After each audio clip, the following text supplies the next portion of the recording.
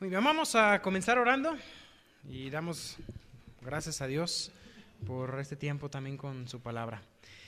Señor mío, gracias Padre, te damos porque hoy podemos una vez más estar aquí delante de ti, Señor. Gracias Padre porque podemos alabarte, porque podemos adorarte, Señor, y como decíamos hoy en esta canción, Señor, tú eres la razón, Señor, de nuestra adoración, tú eres la razón, Señor, de nuestra vida. Y mi Dios, todo esto proviene de Cristo. Gracias Dios porque podemos conocer a nuestro Salvador, porque tú lo has dado a conocer. Gracias Cristo porque tú has dado a conocer al Padre. Y gracias Señor porque nos has dado tu Santo Espíritu, Señor, que hoy en día nos da a conocer también tu palabra, tu voluntad, nos da a conocer tu Hijo. Mi Dios, te rogamos por ese tiempo, el cual dejamos en tus manos, pidiéndote que tú nos hables. En el nombre santo de nuestro Salvador Jesucristo oramos. Amén. Habíamos estudiado ya algunos de los temas, recordando un poquito lo que hemos venido viendo ya. Primero comenzamos viendo un estudio, una clase que se llamó Principio del Evangelio. En esa clase, si ustedes recuerdan, veíamos un poco el contexto, la importancia de estudiar este tema y vimos una introducción a la materia. En la segunda vimos una que se llama el cumplimiento del tiempo. Ahí hablábamos en cuanto a cómo el mundo estaba preparado en ese momento para recibir al Salvador. Era el momento exacto. A lo mejor los corazones de las personas le rechazaron, pero era el momento exacto para la venida de Cristo. Era el momento exacto en manera histórica, política, cultural, religiosa. Había todo ese ambiente y ese contexto, lo estudiamos para darnos cuenta por qué, como decíamos, la estrella de Belén apareció en el momento exacto. Luego vimos la tercera de las lecciones que hemos estudiado y fue la encarnación. La encarnación, estudiamos ahí ese gran misterio del cual hoy un poquito vamos a mencionar, pero ya lo damos en su mayoría por entendido. Ese gran misterio de, como llaman los teólogos, la unión hipostática, cómo Cristo era 100% Dios, pero al mismo tiempo 100% hombre, en una humanidad y una deidad completas, y desde el momento de su encarnación, Él pasó a ser 100% hombre y decide vivir de esa manera. Cuando Él muere y resucita como hombre, y hoy en día se encuentra en el cielo como hombre, 100% hombre, al mismo tiempo que siendo 100% Dios por siempre. Hoy avanzamos a la cuarta de las lecciones. Esta lección creo que va a tener que ser dividida en dos. Algunas lecciones que estoy viendo van a tener que ser divididas casi como en 10 predicaciones. Pero esta lección, por su tamaño, por lo menos tendremos que dividirla en dos. Ya veremos cómo vamos avanzando, qué tal redimos los tiempos y cómo vamos, ¿sí? La lección de hoy es el nacimiento e infancia. Pero propiamente no vamos a llegar hasta el nacimiento, lo que hemos visto hoy. Vamos a estar estudiando dos puntos en particular. La meta es estudiar las genealogías, no estudiarlas, porque si nos ponemos a estudiar cada pasaje, les garantizo que nos llevamos 10 años estudiando toda la vida de Cristo a detalle. Pero queremos dar un panorama general, conocer y descubrir y encontrar cosas prácticas para nosotros mientras avanzamos a lo largo de la vida de Cristo. Así que el tema de las genealogías, vamos a encontrar aquí algunos puntos bien interesantes. Particularmente les invito a tener sus Biblias en dos pasajes, que son Mateo, capítulo 1, y el otro lo vamos a encontrar en Lucas, capítulo 3. Mateo, capítulo 1 y Lucas, capítulo 3. Solamente como introducción a esto, recordemos algo que ya vimos antes en la primera clase, la introducción, que hablábamos en cuanto al propósito de los evangelios. ¿Sí recuerdan? Es decir, ¿quién escribe el evangelio? ¿Cuántos evangelios tenemos? 4. ¿Quién escribe cada uno de los 4 evangelios? Entonces, en orden son Mateo, Marcos, Lucas y Juan. Mateo le escribe a unos destinatarios especiales con un propósito especial. Y en este caso nos interesa también a quién le escribe Lucas y cuál es su plan de su evangelio. ¿Qué intenta Lucas demostrar? Porque si bien los 4 evangelios son 4 relatos de la vida de Jesús, uno dice, pues ¿para qué 4? ¿Por qué no juntaron todo y hicieron uno? No, es que son 4 puntos de vista de la vida de Cristo. Es como describir, si tú describes, vamos a pensar que vamos todos a la plaza principal y queremos una descripción de lo que es, vamos a pensar, la iglesia del centro.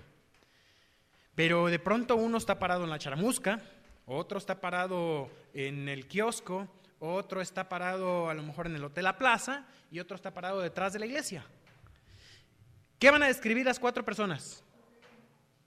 Lo mismo, o sea, van a describir el mismo edificio, la iglesia. ¿Pero será la misma descripción de cada uno de los 4? No, porque cada uno tiene un punto de vista distinto.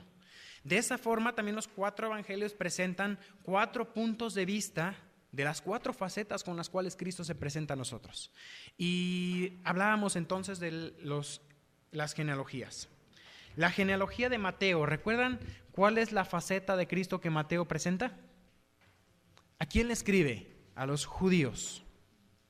¿Y qué quiere presentar de Cristo? Quiere presentar que Cristo es el Mesías prometido del Antiguo Testamento. Recordemos que los judíos esperaban al Mesías, que iba a venir a reinar.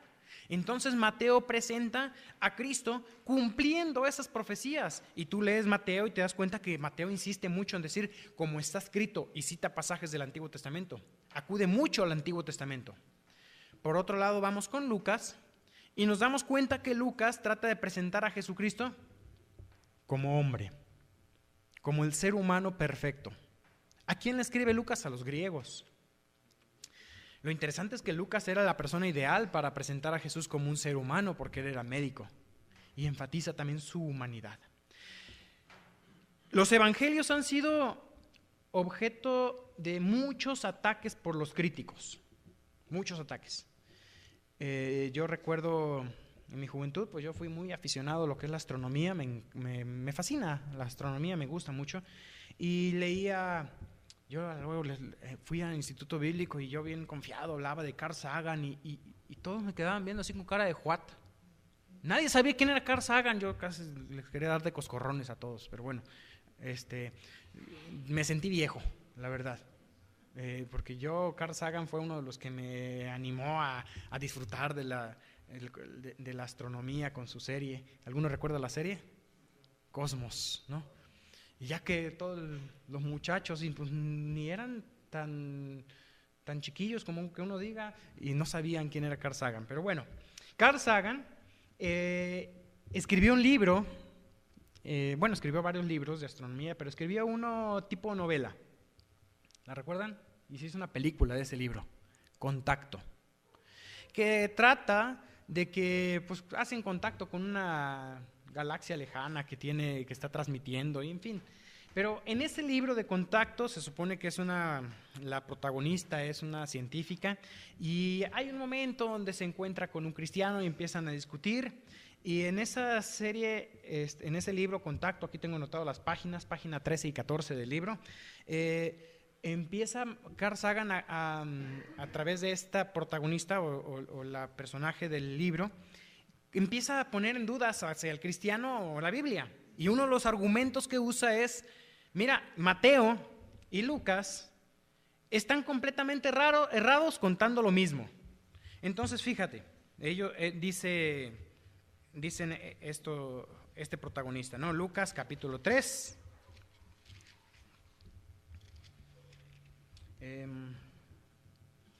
Versículo 23. Tenemos aquí la genealogía de Jesús.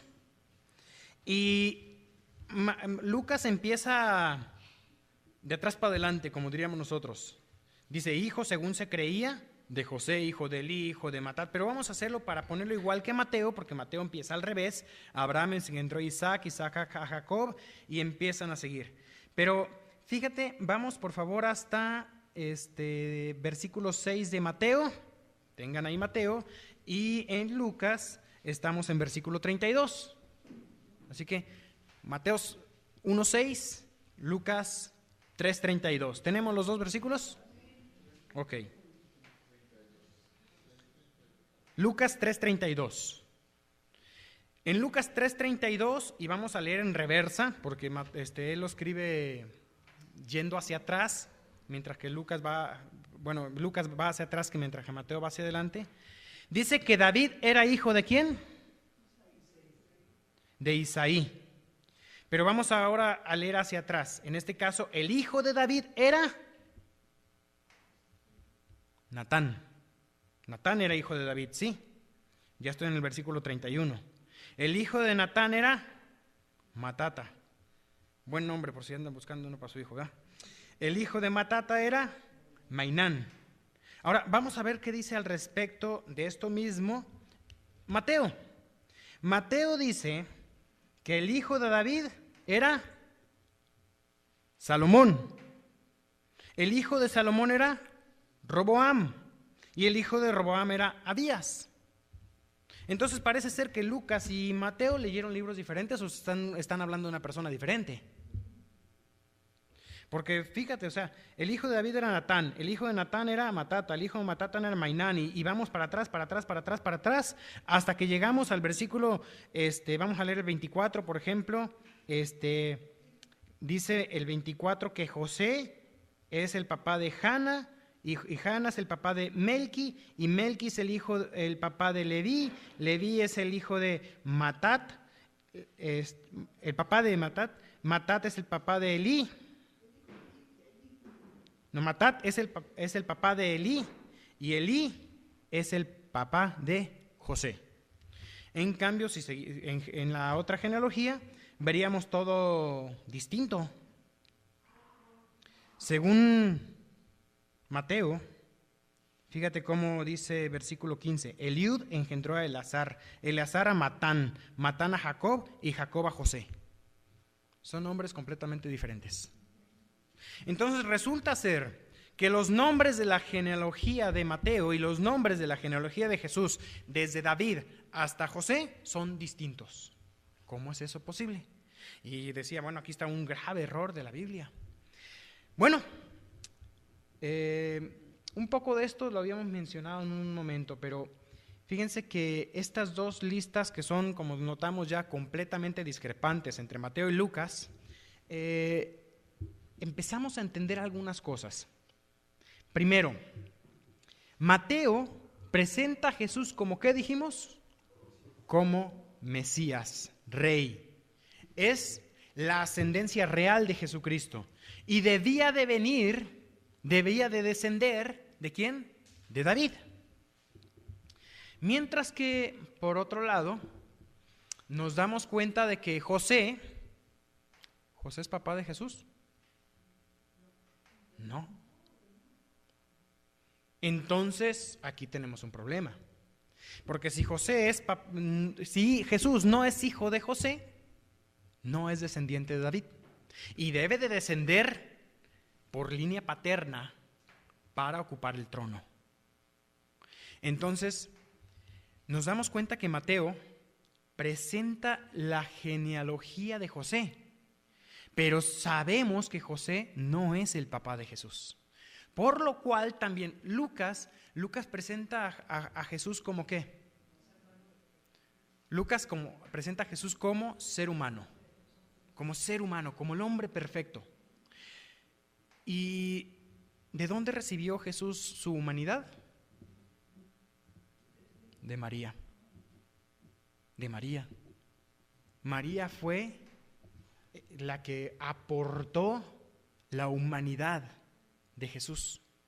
Entonces, Lucas, todo parece indicar que Mateo nos presenta la genealogía real de Jesucristo como un derecho que tenía él legalmente de ser hijo de David y por tanto heredero del trono.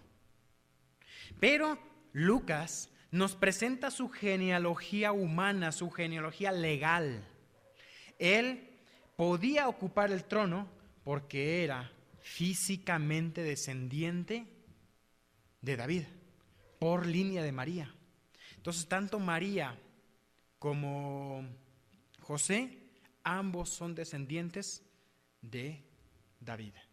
En Lucas, veríamos entonces la descendencia de María, aun cuando dice hijo de José, la descendencia que nos está presentando Lucas es la de la María. Recordemos que entonces, resumiendo esto, Jesús, por no ser hijo en carne, debió también, en este caso, Lucas, colocar la genealogía de María. Además que también hay un detallito por ahí que alguno recordará, que uno de los reyes de la descendencia de Mateo, había una maldición sobre él que decía: ninguno de tus hijos va a poder sentarse en el trono, por lo cual se soluciona eso a través de la descendencia de María, porque Jesús desciende de María, mas no por el lado de José. Entonces, ese es un detalle más que podríamos tomar el tiempo para estudiarlo, pero me gustaría dedicar algún tiempo para anotar algunas cosas. Ahora, vamos a Mateo. A lo mejor también esta es una de las aparentes contradicciones de la Biblia que tenemos que explicar. No muchos la notan, pero fíjate lo que dice Mateo 1:17. Dice: de manera que todas las generaciones de Abraham hasta David son 14, de David hasta la deportación de Babilonia 14, y desde la deportación de Babilonia hasta Cristo 14. Si nosotros multiplicamos 14 por 3, ¿cuánto es? 42. Pero si yo leo los nombres, ¿cuántos nombres hay? 41. Entonces ahí parece que pasó.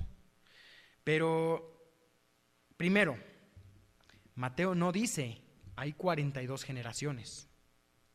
Dice hay 14 generaciones de Abraham a David. Entonces, si las cuentas, son 14. Y luego, por alguna razón que ignoramos, Mateo dice hay 14 generaciones de David. O sea, lo volvió a contar a David, quizás por memotecnia o por alguna razón, pero vuelve a contar a David. Y dice ahí hay 42 generaciones, lee el versículo 17. Todas las generaciones de Abraham hasta David son 14. Si tú cuentas de Abraham a David, te da 14. Y luego dice, desde David, entonces cuentas a David hasta la deportación de Babilonia, dan 14. Y desde la deportación de Babilonia hasta Cristo, son 14. Entonces, por alguna razón, que personalmente yo desconozco, ya le preguntaré a Mateo, Mateo contó a David en la primera y contó a David en la segunda. Y está más que evidente ahí en el versículo 17. Y entonces podríamos decir son 14, 14 y 14 generaciones. Mas no está diciendo Mateo que sean 42 generaciones. Algunas otras personas llegan a agregar algo diciendo, bueno, no hay problema con las primeras dos secciones, sino es con la tercera. Entonces, aquí tenemos a José como el 12º nombre de la lista. Pero José fue el padre legal de Jesús. Por lo tanto, debía ser mencionado en la lista. Pero sabemos que José no fue realmente padre de Jesús. Por lo tanto, María es la generación real. Fue la madre de Jesús. Y otros, en lugar de colocar a María, colocan, bueno, ya que José no es el padre, entonces colocan al Espíritu Santo. Aquí hace falta el Espíritu Santo. En lo personal me inclino más por la primera explicación, ¿sí? Entonces esas son dos posibles explicaciones. Esos son nada más así como que detallitos. Yo les digo que algunas cosas las tengo que ver como clase, pero créanme, yo he tenido experiencias de hablar con personas que te dicen, mira, aquí hay errores. Y resulta ser que la mayoría de las veces no se explican esos errores desde el púlpito, porque dice uno, bueno, es que ¿qué van a tener las personas de beneficio de saber eso? Bueno, sí hay beneficios. Y es el hecho de entender y dar explicación a esas aparentes contradicciones. Y son aparentes porque si las quieres ver al pie de la letra y omitir ciertos detallitos, parecerían que sí son contradicciones. Entonces, propiamente en Mateo capítulo 1, a mí me convence, la primera explicación es la que yo me inclino más, como dice el versículo 17, todas las generaciones de Abraham a David son 14, dice el versículo 17, cuéntalas y son 14. De David a la deportación de Babilonia, contando a David, son 14, y después, de la deportación hasta Cristo, son 14. ¿Quedamos? ¿Mucho lío? Espero que no. Espero haberme explicado. Pero hay algo que vale la pena notar también aquí. Normalmente las genealogías van siempre por línea paterna. Y es interesante que Mateo menciona 4 mujeres. Yo creo que ya muchos lo habían notado. Pero son 4 mujeres que si cualquiera de nosotros quisiera presentar un personaje impecable, un héroe, no sé, conocemos las historias de Superman y resulta ser que Superman, sus papás eran sabios de otro planeta. Y siempre presentan así como que lo ideal del héroe. Pero en este caso, estas 4 mujeres, por lo menos 3 de esas 4 mujeres, a lo mejor serían mujeres que uno pretendería esconder de la genealogía, que podrían decir, sería como que algo vergonzoso tenerlas en ellas.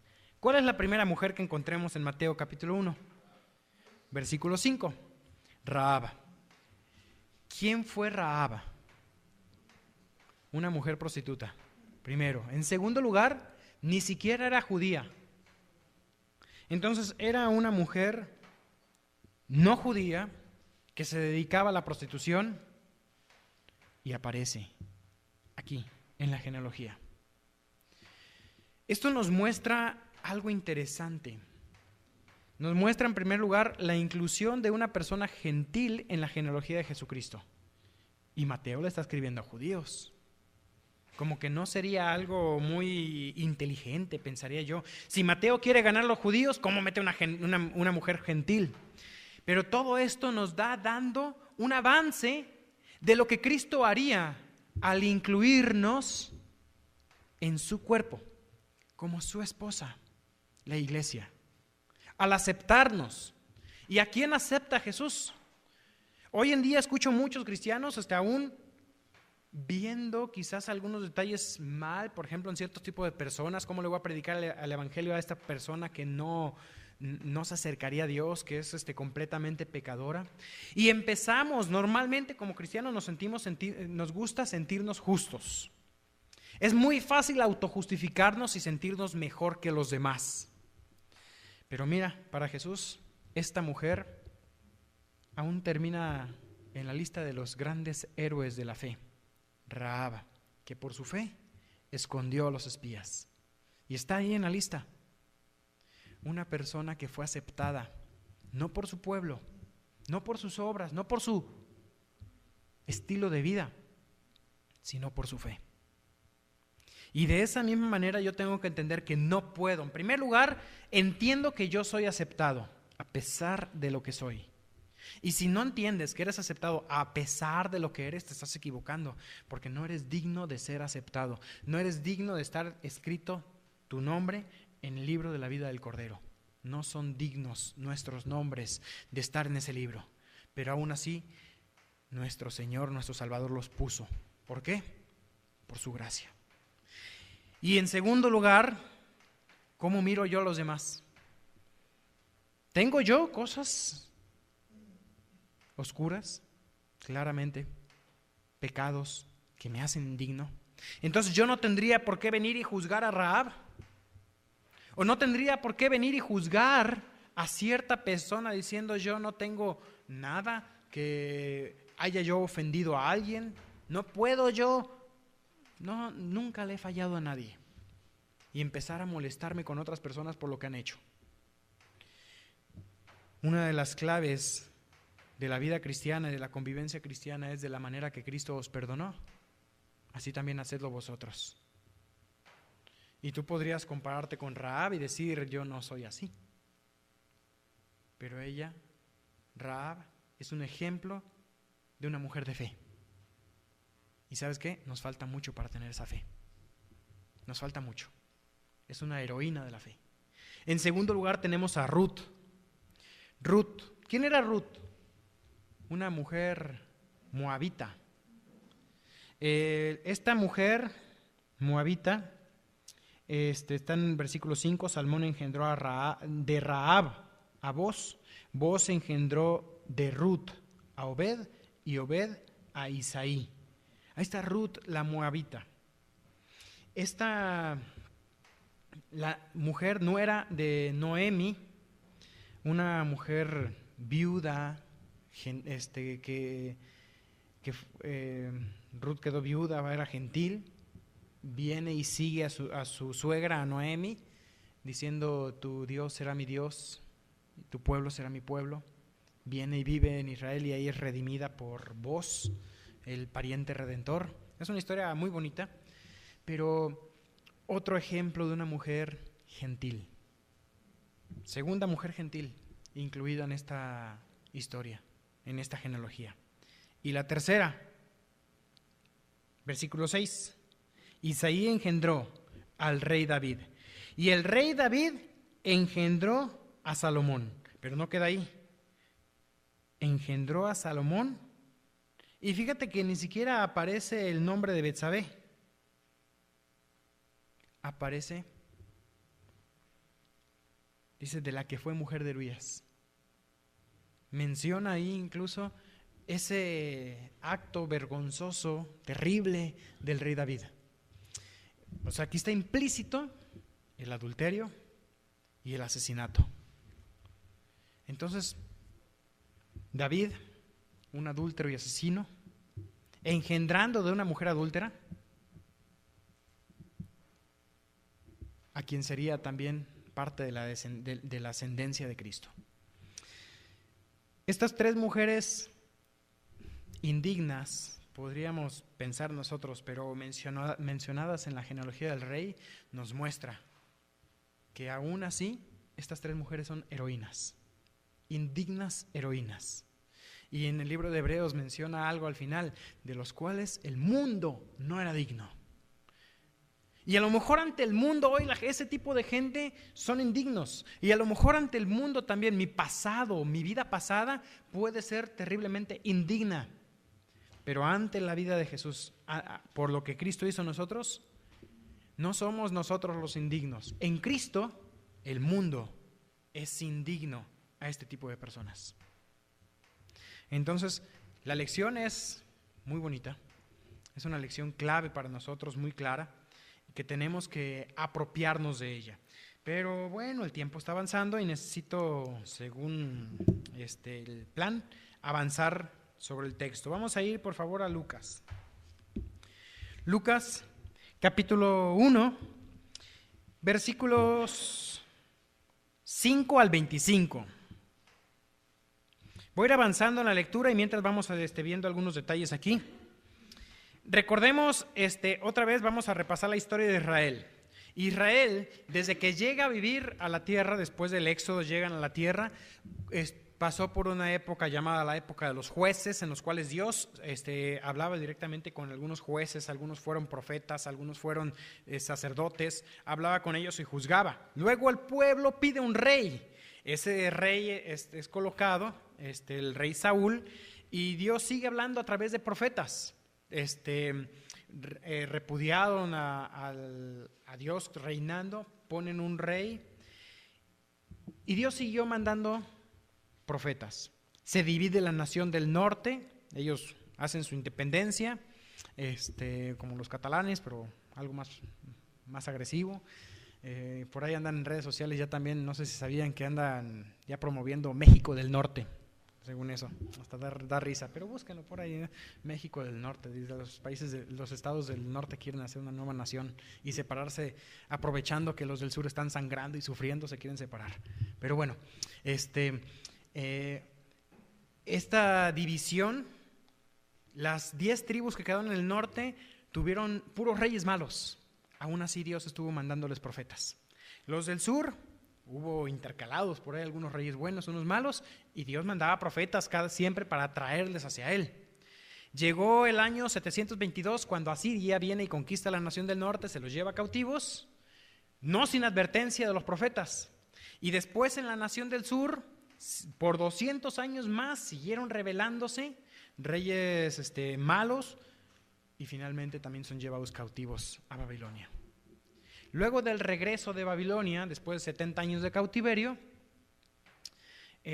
profetizan algunos profetas, y el último de ellos es Malaquías. Malaquías había profetizado, por ejemplo, en Malaquías 3:1, Dice, he aquí, yo envío mi mensajero, el cual preparará el camino delante de mí, y vendrá súbitamente a su templo el Señor a quien vosotros buscáis, y el ángel del pacto a quien deseáis vosotros. He aquí viene, ha dicho Jehová de los ejércitos. Malaquías profetizó ¿de quién? De Juan el Bautista y de Jesús. Malaquías 3:1. Y en Malaquías 4, versículos 5 y 6, dice Malaquías, he aquí, yo envío el profeta Elías antes de que venga el día de Jehová grande y terrible. Él hará volver el corazón de los padres hacia los hijos y el corazón de los hijos hacia los padres. No sea que yo venga y hiera la tierra con maldición. Vendría el profeta Elías. ¿En quién se cumple esta profecía? En Juan el Bautista primeramente. ¿Sabes qué pasó después de Malaquías? No hubo más profetas. Ese periodo es conocido como los años de silencio. 400 años en los cuales no vino palabra del Señor a ningún profeta. No se escribió ningún otro libro de la Biblia. 400 años de silencio. Para la nación de Israel fue una tortura ese tiempo, porque esperaban, querían oír. Y ya había dicho Dios, vendrá el tiempo cuando ustedes deseen escuchar palabra del Señor y no la habrá. ¿Por qué? Por la dureza de su corazón. 400 años de silencio. ¿Por qué? Porque Dios ya habló y no quisiste oír, le dice Dios al pueblo de Israel. Eso pasa también con nuestras vidas, y cuidado, porque muchas veces empezamos a leer y Dios me ha dejado de hablar. Y de pronto siento que Dios ya no habla conmigo. ¿No será que Dios ya habló y tú no quisiste oír? ¿No será que lo que Dios te tenía que decir ya te lo dijo? Y tú necesitas ya tomar pasos de obediencia. Dios ya te dijo que hagas algo. Quizás ya te pidió involúcrate, ya te pidió comparte, ya te pidió que vivas una vida cristiana. Ya habló lo que tenía que hablar contigo. Ya te dijo, conóceme, acéptame como tu Salvador. Pero después de eso, parece ser que ya no dice nada más. Ha guardado silencio. Dios guardó silencio hasta que vino el cumplimiento del tiempo. Ese cumplimiento del tiempo es lo que ya habíamos estudiado en los 2 estudios anteriores que yo había dado. Y vamos a ver ahora cómo Dios elige romper ese silencio y cómo Dios rompió esos 400 años de silencio. Versículo 5. Hubo en los días de Herodes, rey de Judea, y es interesante cómo Lucas enfatiza o coloca aquí a Herodes como rey de Judea, aclarando de que no había rey en Israel, un rey judío, sino que tenían a un edomita, quien había sido un pueblo enemigo de los judíos. Este Herodes reinaba, y en ese tiempo un sacerdote llamado Zacarías, de la clase de Abías. Las clases, habían 24 clases en las cuales el rey David había dividido los sacerdotes, esta era una de ellas. Su mujer era de las hijas de Aarón y se llamaba Elisabet.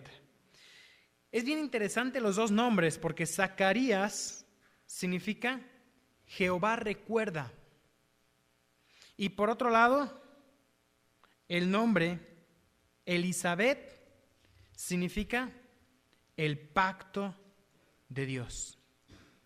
Así que aquí tenemos los dos nombres. Jehová recuerda, es uno de los nombres, y dice el pacto de Dios. Más adelante Zacarías, después de que él queda mudo y habla, él dice una profecía y él menciona sus nombres. Fíjate en el versículo 72, sí. Para hacer misericordia con nuestros padres, ¿y qué dice? Acordarse de su santo pacto. Jehová recuerda el pacto de Dios. Del juramento, que es la misma palabra pacto también, que hizo Abraham nuestro padre. Entonces, esta pareja, Zacarías y Elisabet, juntos los nombres significan Jehová recuerda y el pacto de Dios. justamente son ellos los que reciben la profecía donde dice, podríamos decir así, Dios recordó su promesa. Eso es lo que después Zacarías dijo. Estos hombres, ambos eran justos delante de Dios y andaban irreprensibles en todos los mandamientos y ordenanzas del Señor. Irreprensible, como lo sabemos, no significa sin pecado, porque ¿quién podrá decir limpio estoy de mi pecado? ¿Quién puede decir yo no tengo pecado? Todos hemos pecado, y por cuanto todos pecamos, todos estamos separados de la gloria de Dios, dice la Escritura. Quedamos claros que todos somos pecadores. Entonces, ¿a qué se refiere cuando la Biblia habla de irreprensible? Significa que estos hombres no podían ser públicamente acusados de nada. Un ejemplo para nuestras vidas, porque a veces, aun cuando nosotros reconocemos nuestra situación de pecado, nuestra meta de vida es vivir irreprensiblemente. No había ningún pecado escandaloso del cual se les acusara. No tenían problemas con nadie, y si había problemas con alguien, los reparaban, los arreglaban. Esa es una vida irreprensible, una vida que no deja por donde lo agarren, no hay manija, no tiene de dónde lo agarren, porque si hay un pecado, lo soluciona. Y dice algo más, dice versículo 7, pero no tenían hijo, porque Elizabeth era estéril y ambos ya de edad avanzada. Aconteció que ejerciendo Zacarías el sacerdocio delante de Dios, según el orden de su clase, la clase llegaba a una fecha en la cual le tocaba. Entonces, cuando le tocaba su clase, la clase de Abías, vienen los sacerdotes de Abías, y dice versículo 9, conforme a la costumbre del sacerdote, le tocó en suerte ofrecer incienso, entrando en el santuario del Señor. Y esta suerte es realmente interesante porque había sacerdotes que en toda su vida jamás lo podían hacer. De hecho, un sacerdote solamente una vez en su vida podía tener esta suerte. Había muchísimos sacerdotes. Solamente una vez en la vida podías tener esa oportunidad de entrar. Y había muchos que morían sin poder hacerlo. Recordemos que Zacarías era ya anciano. Posiblemente él había perdido la esperanza de tener esa suerte de poder entrar y ofrecer el incienso. No iba a entrar hasta el lugar santísimo. ¿Hasta dónde entraba según el texto que leímos? A ofrecer incienso, ¿dónde? En el altar de incienso. ¿Dónde estaba el altar de incienso? En el lugar santo. Justo delante del velo que separaba el lugar santísimo del lugar santo. Ahí estaba ese altar de incienso. Aquí sí que entraba el sacerdote, entró Zacarías, dice versículo 9, entrando en el santuario del Señor, y toda la multitud del pueblo estaba orando a la hora del incienso. Él viene, ofrece el incienso. Muchos escritores judíos mencionan que el sacerdote, cuando le tocaba hacer esto, estaba orando por la nación de Israel, por la salvación de la nación de Israel. Y muchos dicen también que el sacerdote oraba por la salvación de todo el mundo, de todo el planeta. Así que mientras el sacerdote ofrecía el incienso, ¿qué hacía el pueblo afuera? Oraba. El sacerdote estaba ahí. El incienso en la Biblia siempre está ligado ¿a qué? A la oración. Date cuenta que de nada te sirve estar en el lugar donde se adora a Dios si tu oración no está en comunión con todos los demás corazones que también están orando. Zacarías ofrecía el incienso, pero la nación oraba. La nación estaba orando afuera mientras el sacerdote venía ante la presencia de Dios a ofrecer ¿qué? Las oraciones que el pueblo traía. Esa es razón también por la cual nosotros motivamos la oración y la oración del varón. En el Antiguo Testamento nosotros vemos cómo el sacerdote venía y traía ese incienso en representación de todo el pueblo que estaba afuera. Todos estaban orando, pero venía un sacerdote. Y ese sacerdote venía hasta el lugar santísimo. Colocaba el incienso ahí, lo hacía quemar y subía el incienso. Y dice en Apocalipsis que el incienso del templo son las oraciones de los justos. El sacerdote venía en representación de todo el pueblo. Por eso, cuando una persona ora en la iglesia, ¿qué tiene que hacer el resto del pueblo? Orar. Orar en sus corazones y estar unidos a la oración del que está dirigiendo la oración de todos. Oramos juntos. En la reunión de oración uno ora, pero todos oramos, porque los corazones tienen que estar unidos en oración. No es que el que ora, ora y los demás, podemos estar viendo acá mientras checamos el WhatsApp, el Facebook. Miren, creo yo que es una gran herramienta tener esos aparatitos, nos ayudan mucho, pero es un riesgo tener la Biblia en el celular. Hablo de mí. Me es tan fácil de pronto estar en la Biblia y de pronto, un mensajito y ya estoy en el mensajito y ya me fui al Facebook y regresamos a la Biblia, entonces regresamos rápido, vamos y venimos entre la Biblia y las demás aplicaciones del celular. Así que yo no prohíbo aquí, no, saben que aquí los celulares son del diablo, no de nada, ¿verdad? Ni apáguenlos o algo. Pero recomiendo usar Biblias impresas, ¿ok? No soy místico como alguno que decía, no, hay que sentir las páginas de la Biblia para que te penetre. No soy místico en ese sentido, pero les recomiendo. Yo procuro Biblia impresa. Uso, porque es muy bueno tener esto, es muy bueno, pero yo soy débil y este aparato es una tentación con todo lo que hay para distraerte. Entonces, les recomiendo usar Biblias impresas, ¿ok?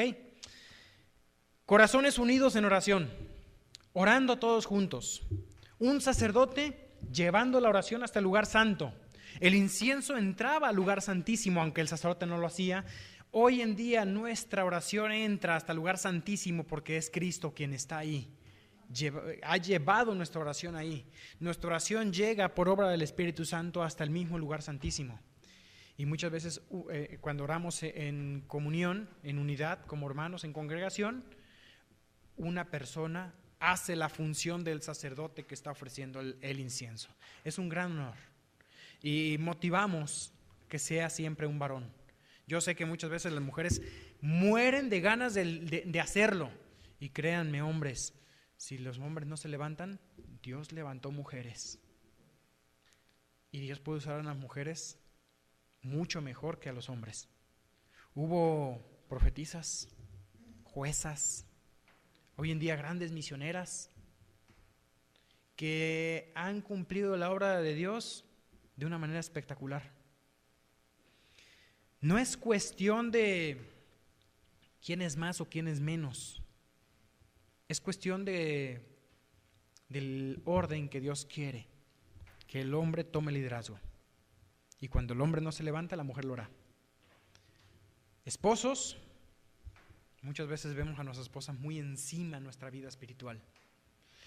La oración suele ser que las mujeres nos ganan en la oración. Y en esas batallas que tenemos que librar en nuestros hogares, de rodillas, por nuestros hijos, por nuestra familia, a veces como hombres dejamos solas a las esposas. Es nuestro deber estar en esa batalla, orar. Y este momento de oración pues es clave. El tiempo sigue avanzando y tenemos que avanzar. Dice que toda la multitud oraba afuera, versículo 11, y se le apareció un ángel del Señor puesto en pie a la derecha del altar de incienso. Entonces estaba él frente al altar y a la derecha le aparece un ángel. La derecha es el lugar de honor. Se aparece ahí a la derecha del altar de incienso, o sea, a la izquierda de Zacarías, y se turbó Zacarías al verle y le sobrecogió temor. Aquí en esta doble énfasis dice se turbó y le sobrecogió temor. Está mencionando Lucas como que él se quedó paralizado, petrificado, no sabía ni qué hacer. Recordemos que en muchas ocasiones pasaron cosas así y cuando venían el sacerdote o venía Dios o el ángel a dar un mensaje en el templo, en muchas ocasiones no eran mensajes muy buenos.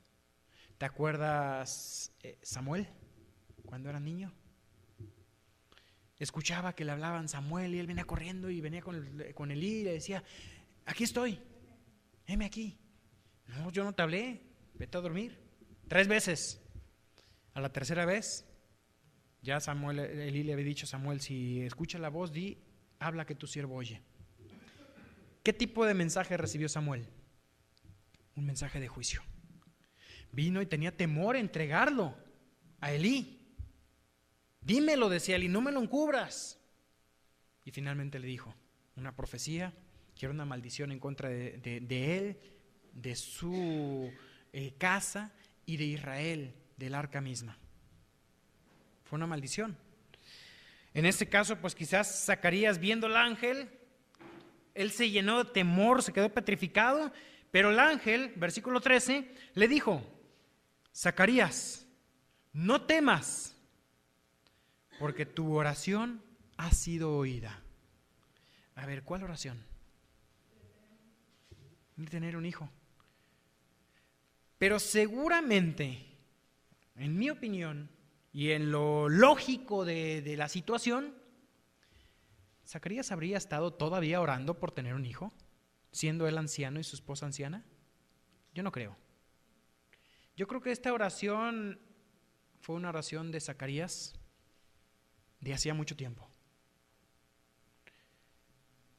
Pero nos deja una enseñanza. Dios escucha las oraciones. Ninguna oración es olvidada por Dios. Y aquí dice: tu oración ha sido oída. ¿Cuál oración? La que posiblemente ya hacía 20 años que él no oraba. Como cualquier judío piadoso, obviamente no sería ni justo estar diciendo: Señor, que mi esposa de 90 años tenga un bebé, ¿no? No sería lógico. Entonces posiblemente habrían pasado ya 20 años, no lo sabría decir, pero Dios deja en claro que ninguna oración, Dios no olvida la oración de fe. Tu oración ha sido oída, le dice el ángel, y tu mujer Elizabeth te dará a luz un hijo, y llamarás su nombre Juan. Juan viene del hebreo Yehohanan, que significa Dios favorece, Dios favoreció con su gracia. Llamarás su nombre Juan, Dios favoreció con su gracia. Y tendrás gozo y alegría, y muchos se regocijarán de su nacimiento. Y viene a hablar de esta alegría. Obviamente un bebé trae una gran alegría a un hogar y debe ser así, pero Juan iba a ser especial en ese sentido. Porque dice, versículo 15, será grande delante de Dios. Y aquí vamos a ver algunas cosas de las que Juan será. Será grande delante de Dios. De hecho, Jesús después dijo: de los nacidos de mujer, nadie hay mayor que Juan el Bautista. Nadie hay mayor que Juan el Bautista. Pero el más pequeño en el reino de los cielos, mayor es que Juan. Así que iba a ser un hombre grande. Grande por su obra, grande por muchas otras cosas. Será grande. En segundo lugar, ¿qué será? Versículo 15, no beberá vino ni sidra. Entonces, ¿de qué nos habla? Juan será nazareo. Parece ser que Juan tenía que tener un voto nazareo desde el nacimiento, como lo fue, ¿recordamos? Sansón, nazareo desde el nacimiento. El voto nazareo era un voto que cualquier persona podía hacer, pero por lo regular duraba como un año. Pablo lo llegó a hacer. Pablo hizo un voto nazareo. En un momento dice: tengo que llegar porque me tengo que cortar el pelo y cumplir mi voto ahí en el templo. Recuerdan, quizás ustedes si han leído el libro de los Hechos, ahí está la historia. Pero Juan será grande delante de Dios, será nazareo. Tercero, ¿qué dice? Será lleno del Espíritu Santo. Era el Espíritu Santo que vendría y hablaría por él. Y dice, será, versículo 16, aquí dice hará. Yo puse como para seguir con el será un instrumento, porque dice, hará que muchos de los hijos de Israel se conviertan al Señor de ellos. ¿Te acuerdas lo que decía la profecía? ¿Volverá el corazón de los padres a los hijos, el corazón de los hijos de los padres? Hará que muchos se conviertan. Juan el Bautista es uno de los grandes héroes de fe también, que no aparecen en la lista de Hebreos 11, pero sabemos que es un gran ejemplo. grandes ejemplos de su vida. Uno de ellos es el propósito de su vida: hacer que muchos se conviertan al Señor. ¿Cuánta gente ha visto tu vida? ¿Ha visto la luz de Dios brillar en tu vida? ¿Cuánta gente puede decir ha sido convertida al Señor por ti? Hay veces que a veces hasta triste nos ponemos porque decimos, no, parece ser que mi testimonio hace que más gente se vaya de la iglesia que venga. Pero tenemos que ser esa luz que convierta a personas, que nuestra luz brille. E irá delante del Señor con el espíritu y el poder de Elías. Fíjate que no dice que Juan sea Elías, sino que vendrá con el espíritu y el poder de Elías. Y aquí está la cita de Malaquías: para hacer volver los corazones de los padres a los hijos y de los rebeldes a la prudencia de los justos. En ese caso aquí, los rebeldes y la prudencia de los justos, pues tiene que ver también aquí con entender el evangelio. Los hijos y los padres rebelados unos con otros a ser prudentes, para preparar al Señor un pueblo bien dispuesto.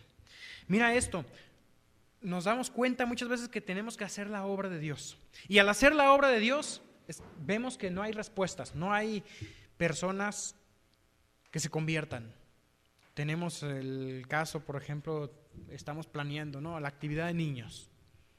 Y esa es una actividad que teníamos ya como unos 15 días planeando, orando, proyectándola. Invitamos. Suriel estaba feliz invitando a todos sus amigos, hasta me decía, pero si tengo 35 amigos y nada más tengo 22 invitaciones. Y a imprimir más invitaciones, invitó a sus amigos. ¿Cuántos niños hubo, Eric? ¿Cuántos niños hubo en la reunión de niños? Suriel y tu hermano, no vinieron. A veces nos deprime eso. Pero Señor, si hemos estado haciendo la obra de Dios y la gente no responde. Pregunto yo, ¿Juan el Bautista vio esto?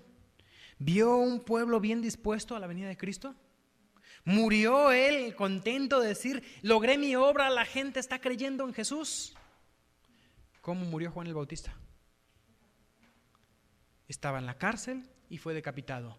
En la cárcel, Juan el Bautista incluso mandó a sus discípulos decir, a ver, pregúntenle, ¿eres tú el que había de venir o me equivoqué? Me equivoqué de persona, ¿esperaremos a otro? Juan tuvo desánimo, pero Juan aparece aquí como una persona que hizo lo que tenía que hacer, aun cuando él a lo mejor no vio resultados. Los hubo.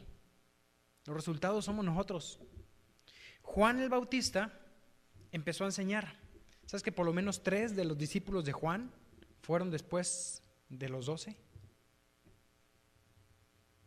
Ya veremos un poquito más avanzando y estudiaremos todo eso, la historia de Juan y cómo los discípulos que dejaron de seguir a Juan empezaron a seguir a Jesús. Y por lo menos 3 de los 12 fueron discípulos de Juan. No sé, a ver si no me equivoco, ya hayan sido 2, pero según yo son 3. Por eso dice, preparar para el Señor un pueblo bien dispuesto. El trabajo es duro, hay que picar piedra, hay que aflojar los corazones de piedra que la gente tiene, rebeldes al Señor. Pero nuestro trabajo puede ser que vayamos, que sudemos, que lloremos y que no haya resultados. Pero ese trabajo, dice, vuestro trabajo en el Señor no es en vano. No es en vano. ¿No ves resultados? El cielo los revelará.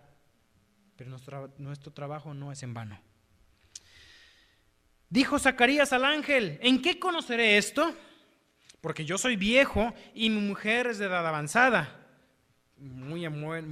Qué bonito le dijo, para no decirle, mi mujer también es una vieja, ¿verdad? Pero yo soy viejo, mi mujer es de edad avanzada, así que ya saben hombres cómo decirle a la mujer para no ofenderla. Respondiendo el ángel le dijo, yo soy Gabriel, que estoy delante de Dios. He sido enviado a hablarte y darte estas buenas nuevas. Y ahora quedarás mudo. La frase mudo implica también sordo. O sea, sordo y mudo. Quedó sordo mudo. Fíjate, para aclarar esto, fíjate cómo le preguntaron cómo se iba a llamar Juan, versículo 62. Hay un chiste por ahí que decían que cómo no sé si alguno decía, cómo le dices a un sordo, no me acuerdo cómo iba el chiste, ¿alguien se acuerda? ¿Cómo le dices a un sordo que venga? ¿Y a un ciego? Ven. Bueno, en este caso, chiste malo, chistes de púlpito. Fíjate, ahí en el versículo 62. Entonces le preguntaron por señas a su padre. Si le hacían señas, ¿por qué le hacían señas? No podía oír. No oía. Si podía oír, pues no le ocupaban hacer señas. Entonces quedó sordomudo. Dice, y no podrás hablar hasta el día que esto se haga, por cuanto no creíste mis palabras, las cuales se cumplirán a su tiempo. Y miren, yo ya pensaba de haber terminado esto, tengo que terminar. Aún quería ver algo más. Pero dice, por cuanto no creíste en mis palabras. Fíjate cómo su incredulidad fue silenciada. Y muchas veces, si tú deseas una señal para creer, puede ser que te pase como a Zacarías. Que la señal sea al mismo tiempo el castigo de tu incredulidad. ¿Cuál fue la señal para Zacarías? Quedó mudo. Y esa fue la señal. Y al mismo tiempo la señal de su incredulidad sirvió de castigo a su incredulidad. Así que el pueblo esperaba afuera, dice el versículo 21, y salió y no los podía hablar. Entonces comprendieron que había visto una visión en el santuario. Él les hablaba por señas y permaneció mudo. Y cumplidos los días de su ministerio, fue a su casa. Después de aquellos días concibió su mujer Elizabeth y se recluyó en casa por 5 meses, diciendo, así ha hecho conmigo el Señor en los días en que se dignó quitar mi afrenta entre los hombres. Vamos a quedar hasta ahí. Empezamos a ver las anunciaciones. Hemos visto la anunciación a Zacarías. Nos falta la anunciación a María y la anunciación a José. 2 anunciaciones más. Vamos a dejarlas pendientes para el siguiente estudio. Ok, creo que tenemos varias lecciones que hemos venido hablando, prácticas para nuestra vida.